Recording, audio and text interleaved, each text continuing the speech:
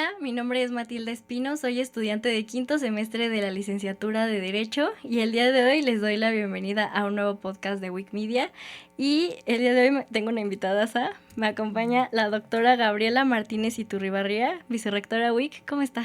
Muy bien, Matilda, muchas gracias, me da gusto verte nuevamente por aquí. Estamos contentísimos de tenerla con nosotros y me gustaría empezar a hablar de usted, pero ¿nos puede platicar un poco de cómo era su infancia?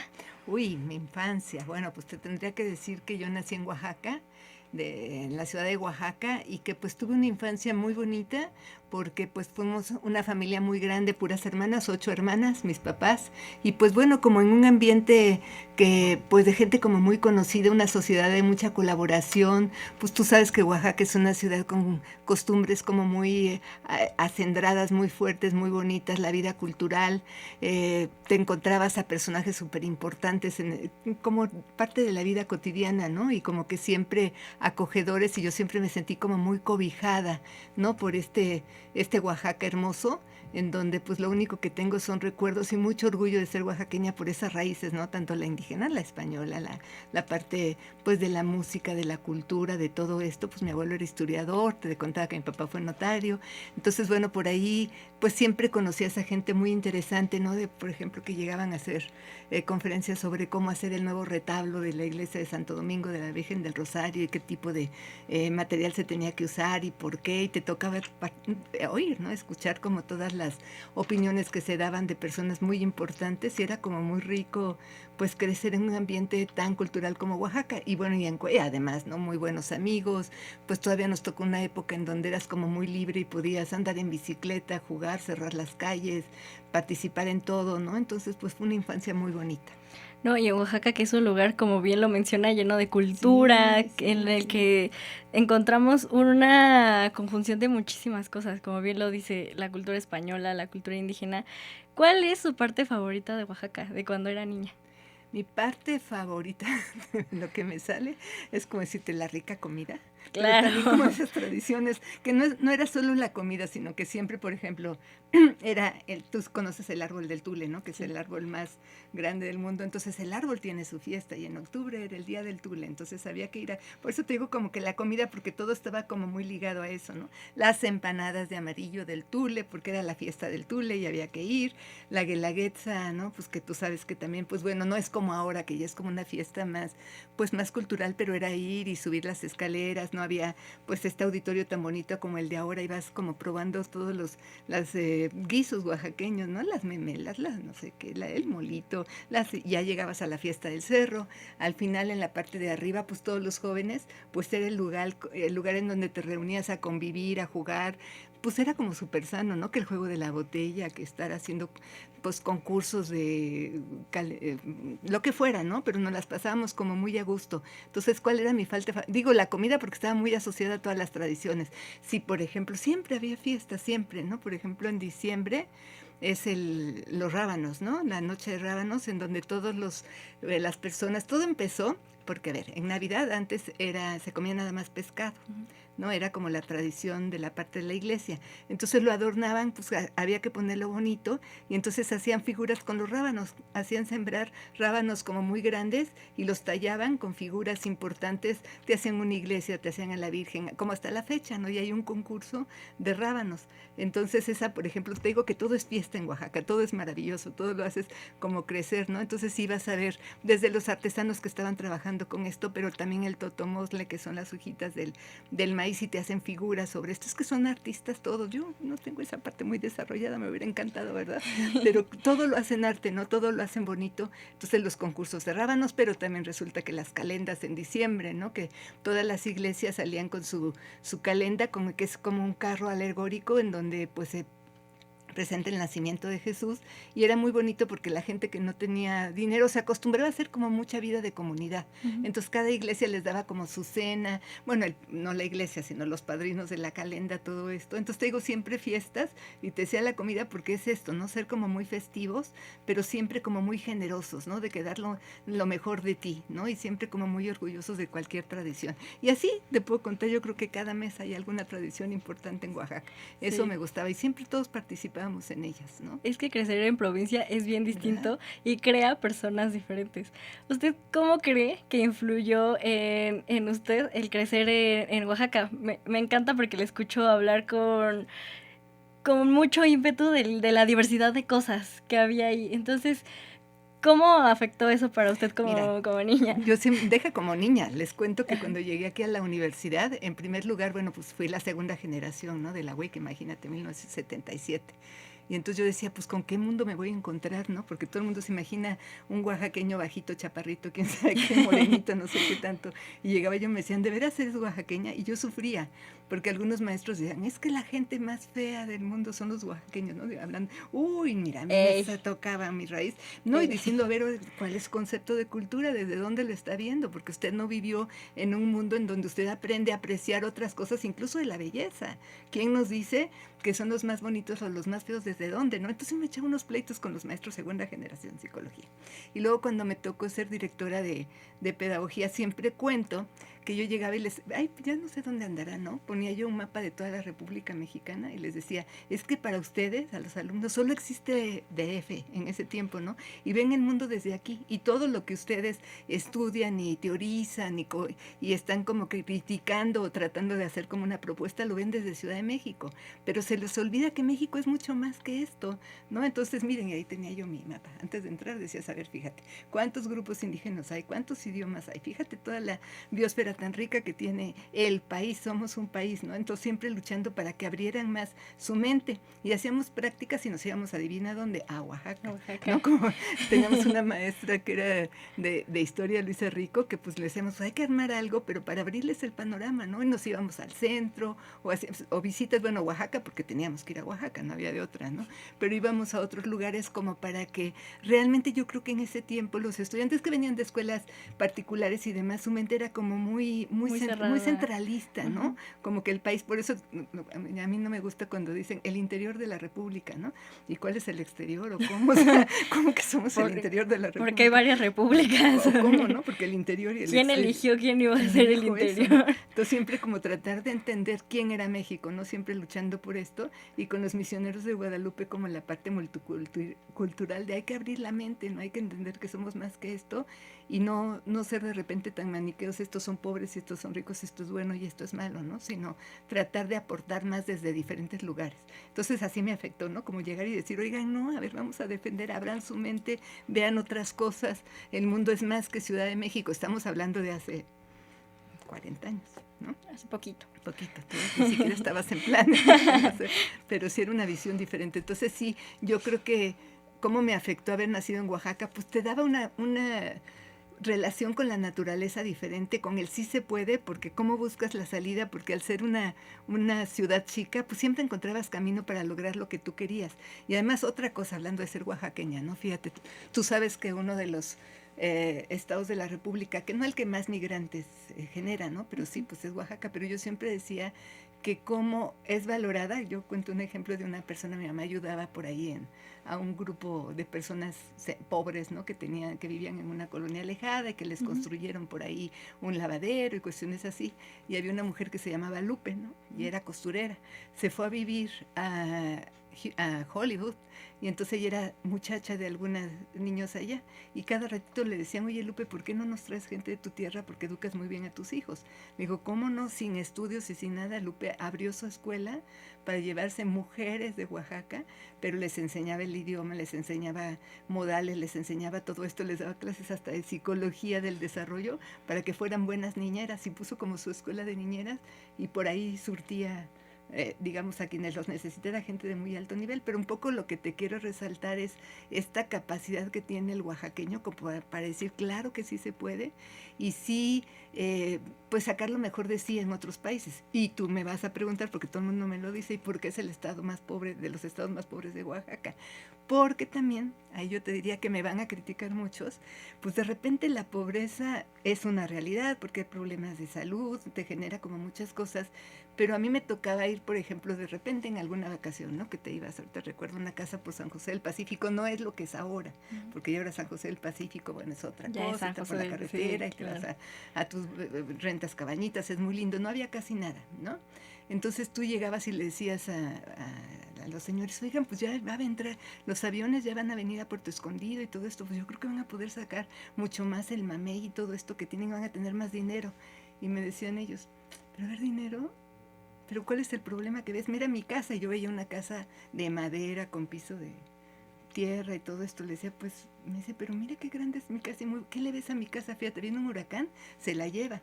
Pero Dios es tan grande que me da la madera para volver a hacer mi casa. Y además yo tengo terreno para mis hijos y todo esto. Entonces si quiero dinero, quiero problemas, porque entonces voy a ser el diferente del pueblo. Entonces, si yo tengo dinero, me van a venir a pedir dinero y voy a perder el amigo y voy a perder muchas cosas. Entonces, yo creo que yo tengo mucha naturaleza y tengo muchas cosas maravillosas que gozo. Entonces, a mí era yo todavía muy joven, ¿no? Estaba en prepa. Me decía, pues es que es cierto, ¿no? ¿Con qué derecho viene uno a devaluarlos? Estoy consciente que los índices de la pobreza, ¿no? Todo esto, pero de repente uno como que no ves el mundo con su mirada. Sí, que a lo mejor para ellos hay cosas que son más valiosas que el dinero. Nosotros, ¿no? Entonces ahí viene como la historia aquella que te cuentan, ¿no? Que de repente se encontraron dos personas pescando y que le decían, ¿y qué estás haciendo? Pues pescando, qué bonito es disfrutar la naturaleza, ¿no? Sí, pues sí. ¿Y qué haces? No, pues es que fíjate que yo tuve que trabajar mucho, construir mucho dinero, tener una casa para poder tener una vida tranquila y poderme venir a pescar aquí. ¿Y tú qué haces? Yo siempre he tenido una vida tranquila y he gozado mucho la naturaleza, todo eso que tú me dijiste que tuviste que pasar por muchas penurias, pues yo siempre lo he hecho, ¿no? Mira cómo mi vida la gozo, cómo...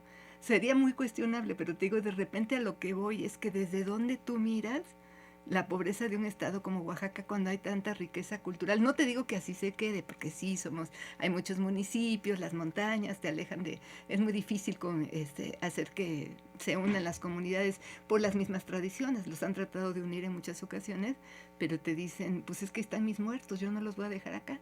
Entonces no es tan fácil sacarlos de su tierra, de su mundo, de todo esto para pues unir una ciudad que desde nosotros es más cómoda para llevar el desarrollo. Entonces son temas como muy complejos en donde han intentado muchas cosas, pero pues de repente hay que cuestionarse desde dónde lo estamos viendo. Sí, es uno de los estados más pobres, pero más rico en cultura. Sí, ¿no? de dónde lo veas es de dónde va a ser tu perspectiva. De que se necesita el desarrollo, que hay que crecer, que todo eso estamos de acuerdo, pero hay que ser respetuosos, ¿no? Claro que sí. Hace unos momentos nos mencionaba que es egresada de aquí de la UIC. Entonces, sí, yo le quiero preguntar, ¿qué fue lo que la llevó a escoger su carrera y por qué escogió la UIC? Pues mira, yo como que siempre quise, como todos los que estamos en salud, ayudar, ¿no? Decía, yo quiero una carrera de ayuda. Y me interesaba muchísimo la psicología. Yo decía, yo quiero pues hacer algo como para pues ayudar a crecer a las personas y demás. Pero en esa época, estamos hablando de hace muchos años, pues los papás te decían, pues fíjate, la prepa la terminabas muy chiquita, yo terminé la prepa como a los 17 años, ¿no? Porque empezabas como muy chica. Entonces los papás no había psicología en Oaxaca. Entonces los papás te decían, las mujeres no se van a estudiar fuera de su casa nunca, ¿no? Porque pues la mujer tiene que estar en su casa, quieres estudiar una carrera, escoge una de las que hay aquí. Y pues de las que había ahí, la que más o menos me gustaba era medicina, pero yo veía sangre y me desmayaba, o sea, me ayudó mucho para mi formación, pero por ahí hubo un problema muy fuerte de universidades, como siempre, porque es un estado aguerrido, y entonces hubo una huelga muy grande y mi papá me dijo, bueno, ya ahora sí ya te puedes ir a estudiar a México. Y en ese tiempo estaba surgiendo la UIC, pero también la UNAM estaba en una huelga muy importante. La Ibero estaba haciendo cambio de marco teórico había también como psicoanálisis y otros grupos y se estaba declarando 100% humanista, entonces había también como conflictos, ¿no? Y estaba surgiendo la UIC como una universidad nueva. Entonces me decía mi papá, yo no quiero ya que te vayas a una universidad con más problemas, porque fue un movimiento estudiantil como muy fuerte, ¿no? Entonces, mira, era un sacerdote que conocía mucho a la sociedad oaxaqueña, trabajaba en la UIC y fue a vernos a todos los oaxaqueños que estábamos en esa situación. Dijo, miren, yo creo que es una universidad muy buena, va a tener reconocimiento, va a ser incorporada a la UNAM, realmente hay personas muy serias, el rector se llama de esta manera, yo creo que es alguien que va a impulsar muy bien a la universidad, hay gente de muy buen nivel y yo confío ciegamente en que pues va a ser un muy buen espacio educativo. Y el padre tenía como muy buen respeto y reconocimiento en Oaxaca. Y yo creo que en ese tiempo, pues no sé cuántos oaxaqueños, pero muchísimos nos fueron a aplicar el examen de admisión a Oaxaca. Wow. Y nos vinimos aquí a la WIC y todos nos sentimos muy orgullosos, ¿no?, de haber venido, porque encontramos desde el principio muy buen nivel académico, mucho apoyo, mucho crecimiento, mucho respeto. Pues todo esto pasaba en donde está ahorita el bachillerato, había una fuentecita en el África, ¿no? Y ahí convivíamos todos y bueno, se fueron haciendo los edificios. Te podría contar toda la historia de la WIC desde un estudiante, pero fue por eso que escogí la WIC, ¿no? Y no me arrepentí, ¿no? Entonces realmente siempre, pues yo he sentido que la WIC desde sus orígenes se preocupó por la persona y por hacernos crecer. Por eso la elegí. Me encanta. ¿Y cómo? Bueno, fue la segunda generación de Psicología. la WIC. No, hombre, cañón. ¿Y imagínate cómo era su vida como estudiante siendo de la segunda generación cuando la WIC era nuevecita? Ay, bueno, pues era maravillosa, ¿no? Porque te digo, estábamos de todas las carreras, convivíamos allá en esa fuentecita. Poco a poco nos fueron cambiando de lugar. Donde está ahora Oceanía 2, donde está odontología posgrados, Sí. allí era una casita donde vivían las madres que atendían a los sacerdotes. Se fueron las madres y allá adaptaron los salones para psicología. Entonces poco a poco nos fueron mandando para allá. Entonces ¿cómo era la vida? Yo creo que te digo, maestros muy bien elegidos, muy cuidadosos de nosotros y con mucha interacción entre los alumnos, ¿no? Entonces yo creo que era muy rica. También me tocó vivir en una residencia universitaria por lo mismo de que este padre casi te conseguían todo, ¿no? Sí. Entonces, pero imagínate, viví en la colonia Roma, ¿no? En Jalapa y Durango, una residencia universitaria femenina. Sí. Y bueno, pues nos veníamos para acá, pues como podías. No había nada. Tlalpan fíjate, cuando tú sabías que ibas llegando a la WIC porque estaba una fábrica de papel aquí. Sí. Y olía terriblemente. Decías, ya voy llegando a la WIC. No existía Perisur. Entonces no había nada. Por aquí eran como restaurantes camperos, ¿no? Estaba el arroyo. Pero era como, pues un lugar como que o convivías o te ibas a comer aquí al lado guarachas y cosas de estas que sí. Muy ricas. Entonces era un espacio muy rico. Yo creo que el lugar más cercano a donde nos íbamos a desayunar era el Vips de Avenida Universidad de Miguel Ángel de Quevedo. Sí. Ahí era el lugar más cercano donde encontrábamos. No, creo que ahorita ya los estudiantes de ahorita de la UC no nos imaginamos una... Entonces, como decías, ¿cómo era la vida? Pues con mucha interacción con docentes, con tus otros compañeros, con el rector, ¿no? Eran como muy cercanos a nosotros y se sentían muy orgullosos de la tradición WIC, ¿no? Entonces, muy a gusto. ¿Cuál fue su etapa favorita de ser estudiante en la WIC? ¿Cuál fue mi etapa favorita? Pues yo creo que las prácticas. ¿Las prácticas? Las prácticas. Bueno, mira, en primer lugar era otro mundo. Imagínate, íbamos a hacer las prácticas psiquiátricas a un centro que está, pues eran los enfermos pues ya crónicos, que estaba a la salida a Puebla, imagínate, y ahí nos teníamos que ir a otra ciudad, ¿no? Sí. Entonces tenías como el contacto con casos como muy difíciles, pero también teníamos, pues ahorita donde está aquí la plaza, ¿cómo se llama? Patio Tlalpan. Patio Tlalpan. Yo no puedo ir porque ahí era la clínica San Rafael, era un hospital psiquiátrico, ¿no? Entonces cuando yo llego a Patio Tlalpan y recuerdo cuántas historias escuché allá, entonces decías, ay, como que no me sabe venir a Patio Tlalpan, ¿no? Recuerdo mis prácticas. Entonces, ¿por qué? Porque tuvimos muy buenos maestros, porque era una época pues muy cercana al 68, donde nos abrieron como muchas opciones educativas y, por ejemplo, había excelentes psiquiatras, había excelentes psicoanalistas, era lo mejor ya también, pues era toda la zona de hospitales. La WIC estaba en un lugar clave para nosotros. Se estaba organizando, estaban formándose el CISAME, que era como un hospital redondo, ¿no? También. Entonces tuvimos como los mejores maestros y las mejores posibilidades de ir a prácticas hospitalarias y tener una excelente formación. Entonces, bueno, convivías con maestros que decías, ay, wow, mira, está en tal congreso, hace esto, y pues nos abrían las puertas, ¿no? Y era una universidad nueva, pero siempre tuvo muy buena credibilidad. Sí, que es un espacio enriquecedor desde el principio, la WIC. Así es. Y eso es algo invaluable. Bendecido. Sí. Yo digo que Dios nos quiere mucho porque, mira, hemos pasado momentos difíciles, pero aquí estamos.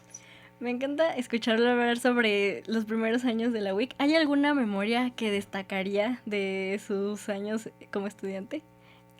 ¿Algo en particular?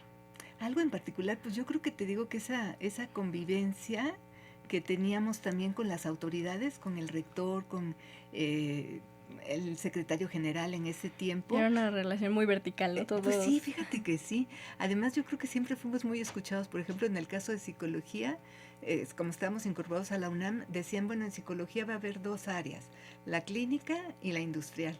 Y nosotros, ¿por qué no queríamos la educativa, no? Oigan, pero ¿y por qué no, si queremos la educativa, qué tenemos que hacer? A ver, pues háganme una propuesta, ¿no? Por eso te digo, tal vez me estoy yendo mucho al académico, pero es que en todo proyecto académico había mucha convivencia en los estudiantes y mucho esta parte de, si quieres algo, consíguelo, lúchalo, fundamentalo. Y la UIC era como muy receptiva a las propuestas de los jóvenes. Entonces, todo esto que te puedo contar académico, imagínate la diversión que había antes de reunirte para presentar proyectos, que eso es como lo más rico que te da la vida universitaria, ¿no? Sí. Las salidas, los congresos, todo esto, ¿no? Yo creo que todavía seguimos siendo una universidad muy receptiva. ¿Verdad? Todavía ¿verdad como estudiantes somos escuchados. Te digo. Y creo que eso es, como bien lo dice, algo muy bendecido para nosotros. ¿Usted se consideraba una buena estudiante cuando estudiaba psicología? Ay, es que tendríamos que definir que era buen estudiante. Si me dices por calificaciones, sí tenía muy buenas calificaciones, ¿no? Pero sobre todo, volvemos a que esto te dio la UIC. ¿Quieres algo? Búscalo. Entonces, no sé si decía buen estudiante, pero sí como que bueno, ya nos traías, soy oaxaqueña. Los oaxaqueños somos como muy luchadores, ¿no? En esta parte. Pero haber encontrado un espacio de crecimiento que te decía, órale, constrúyelo, ¿no? ¿Cree en eso? Pues sí, yo creo que sí me hizo sentir buen estudiante porque lo lograbas, no solamente decías, voy a hacerlo y ahí se quedaba, ¿no? Pero no sola, siempre apoyada, ¿no? Te digo, con equipos de trabajo y con las autoridades, ¿no? Es que como juventud el estar respaldados es algo que como estudiante universitario te da muchísimas ganas de seguir, te impulsa a querer continuar pues preparándote para lograr lo que tú quieras. Después de su vida universitaria, ¿cómo fue su vida profesional? Pues bueno, mira, también yo vuelvo a Oaxaca, yo siempre dije, ¿no?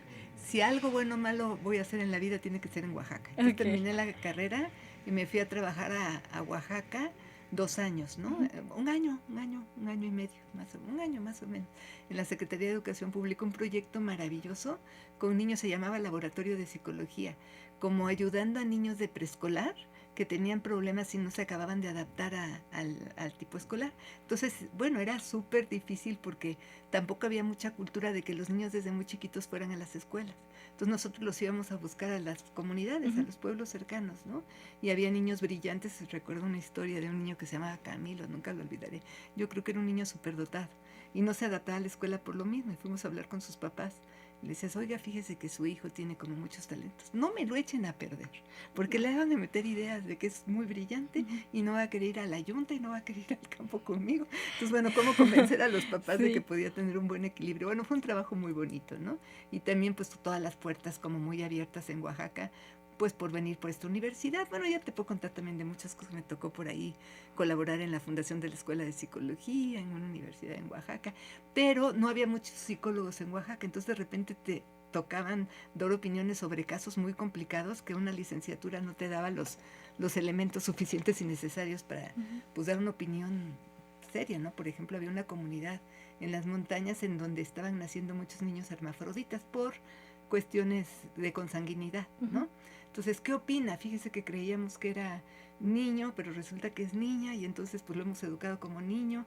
Psicológicamente, ¿qué tenemos que hacer? Bueno, con la licenciatura medio podías dar ideas y bueno, venía yo, me asesoraba en México, ¿qué hacemos con esto? Y así como muchos casos difíciles, yo dije, tengo que estudiar un posgrado.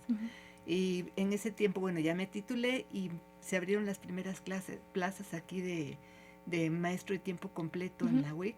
Entonces me dijeron, pues vente para acá ya titulada, ¿no? Y entonces ya me vine aquí, y luego ya se abrieron los doctorados y empecé a estudiar y ya poner mi consultorio. Pero te puedo decir que con el título de la UIC se me abrieron todas las puertas y con los comentarios, los conocimientos que tenía, pude resolver muchas cosas. Entonces muy bien, muy orgullosamente UIC. Orgullosamente WIC. Y después de que hizo su doctorado, ¿cómo ha sido su trayectoria hasta llegar a ser vicerrectora de la UIC? Pues mira, tengo que decir que el padre Esteban Martínez de la Serna, que fue el fundador de la universidad, nos impulsaba mucho a todos, ¿no? Yo te digo que trabajaba aquí, pues primero como maestra de psicología, después me jalaron para ser jefa de personal, aquí de personal, y entonces ya después fue como directora de pedagogía y empecé a estudiar el doctorado. Y cuando lo terminamos, el padre Esteban nos decía, miren, ¿saben que la UIC no les va a poder dar, como en otras universidades, pues una seguridad económica hasta que se vayan de aquí, sino traten de tener también práctica privada? Y abrimos nuestro consultorio. Entonces siempre tuvimos un modelo como muy fuerte de entregarle todo a la UIC y tener como práctica privada. Yo tengo mi consultorio desde el 1985, ¿no? Entonces ha sido muy rico porque la parte clínica la desarrollo aquí, pero sin embargo, hablando de la UIC, pues que te daba como la oportunidad de generar como muchos proyectos, como fundar el Centro de Autismo, la maestría en Educación Especial, la casita donde se atienden niños con problemas de aprendizaje.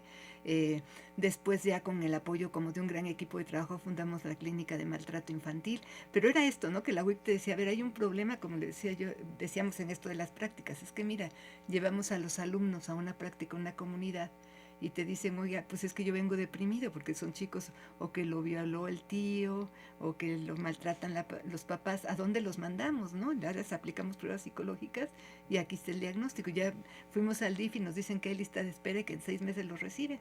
Entonces, hablando de la congruencia de la universidad y que el padre Esteban siempre nos decía, piensen que hay que hacer proyectos en donde aterricen los 3 principios rectores: el alto nivel académico, la orientación social y la inspiración cristiana. Entonces decías a la universidad, pues es nuestra oportunidad, ya siendo directora de psicología entonces, ¿no? De que le devolvamos algo a la sociedad, pero con un proyecto en donde estás formando especialistas, no solo en autismo, sino ahora en el tema de violencia, y los chicos que van a sus prácticas pueden ver que a estos personas que pues les prestaron su vida para pues hacer una historia clínica, un estudio psicológico, que es mucho, ¿no? Porque es de los dos lados. Tú dices, ay, voy a ir a ayudar, ¿no? Pero pues la ayuda, pues a veces también es como más grande de la persona que te está prestando su historia para poder hacer un diagnóstico. Entonces los empezamos a atender aquí y fue como excelente. Entonces ya después de eso, de psicología, pues bueno, pues fueron muchos años. Después la universidad se organizó por áreas, ¿no? Entonces yo estuve en el área de la salud, que después se volvió a División de Ciencias de la Salud. Nos reunieron a odontología, psicología, creamos la carrera de nutrición. Y pues bueno, ya después de eso, pues ahora estoy en la vicerrectoría. Entonces, sorprendente, a mí me parece cosas. un caso padrísimo de 40 años de liderazgo. Es una mujer líder. Ay, gracias. Muy inspiradora. No, gracias. Creo que es el ejemplo perfecto de que en la UIC podemos soñar muy en grande y alcanzar todos nuestros sueños y estar cobijados por la misma universidad. La UIC te da eso. Y creo que es importantísimo porque yo lo veo reflejado en todo esto que usted menciona que estaba al principio, el día de hoy se mantiene. ¿Verdad que sí? Sí, qué bonito. Es algo verdaderamente, es esta sinergia en la que nos seguimos manteniendo, los alumnos somos escuchados, todo esto es una comunidad que sigue creciendo y es padrísimo el poder escucharla, el saber cómo empezó en la UIC en las primeras generaciones y hoy en día es una mujer líder, que creo que es un ejemplo a seguir. Ay, qué hermoso. Le agradezco muchísimo su tiempo. No, te agradezco a ti y ojalá los misioneros de Guadalupe te oigan decir eso, que la semilla que ellos sembraron sigue dando frutos en chicas como tú. Claro que sí. Bueno, y como ustedes, como no solamente estás tú. Claro Así sí. que qué orgullo, el orgullo es mío, por escucharte y por verte tan orgullosamente WIC. Claro que sí, siempre somos orgullosamente WIC, estamos muy orgullosos de pertenecer. Le agradezco muchísimo su tiempo. ¿Hay algo que le quiera decir a nuestra audiencia antes de Nada irnos? más eso, que me siento muy contenta de escuchar que ese espíritu pervive y ojalá y siga creciendo, porque un día ustedes estarán en estos puestos y estarán pues compartiendo este espíritu que nos da la WIC. Con este ejemplo, claro que sí. No, hermosa. Muchísimas gracias, le agradezco mucho. Y a todos los que nos están viendo, escuchando, les agradezco muchísimo su tiempo. Yo soy Matilda Espino y nos vemos a la próxima.